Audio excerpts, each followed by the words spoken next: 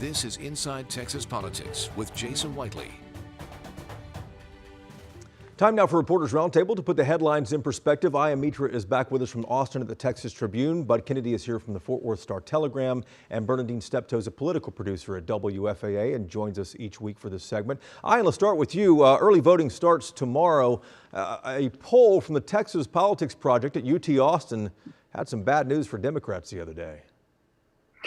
Yeah, it sure did. If you're looking at the top of the ballot with the Beto O'Rourke race challenging Governor Greg Abbott, Greg Abbott has an 11-point lead according to the latest UT poll. That margin was about 5 points in the last UT poll, so showing definitely trending the wrong way for O'Rourke. And even the Democrats on other statewide races were all kind of double digits down.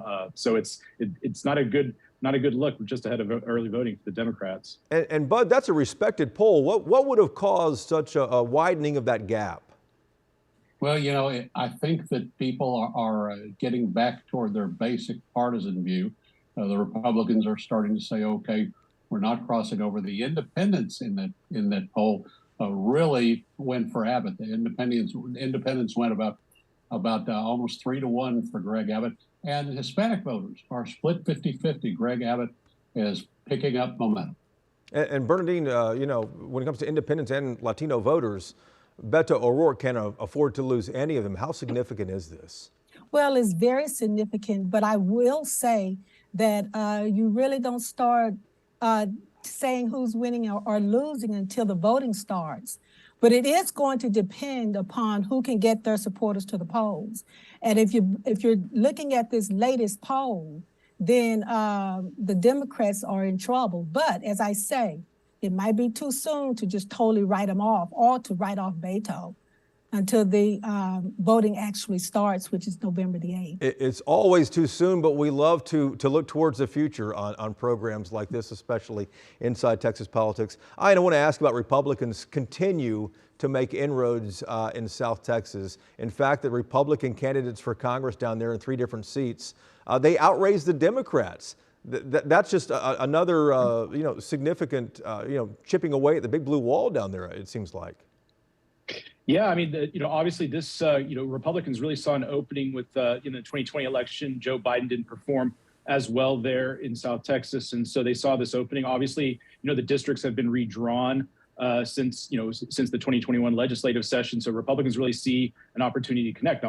Obviously, we'll see how the trends go, but the fundraising numbers certainly look good for Republicans in those races. And Bud, for decades, Democrats have dominated there. Why aren't Democrats shoring up this part of the state? Well, of course, this is a Republican cycle, and Republicans want to make inroads and flip some seats this cycle.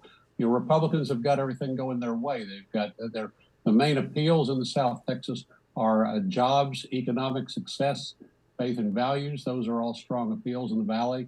You have a governor at the top of the ticket, the first lady whose family has Monterey roots, fighting for law and order, public safety, which appeals to older voters in the Valley. The Republicans have a chance to flip 1, maybe 2 of those 3 congressional seats. They're also outspending Democrats 2-1. And Bernadine, Republicans are clearly making the investment. They continue to do that on this, multiple cycles here. Democrats seem to be just ceding this part of the state with the Democratic Congressional Campaign Committee not even putting any money down here. I know it because keep in mind, too, Texas is definitely Republican. And in South Texas, you're seeing that trend going more Republican. But also the Republicans are putting up some good candidates. They're not putting up candidates who think that they cannot win or will not win. These are good candidates. They're local candidates. They're candidates who the voters like, know, and they're trending toward them. So it's not just the money, although money helps, but they're putting up some very good candidates, local candidates who are doing very well. Yeah, and what that says about how the Democrats might respond to that. They haven't responded in a big way yet, but we'll see what happens on November the 8th and see if they lick their wounds down there or if they're doing a victory lap. Bud and Bernadine, thank you guys very much. We appreciate that.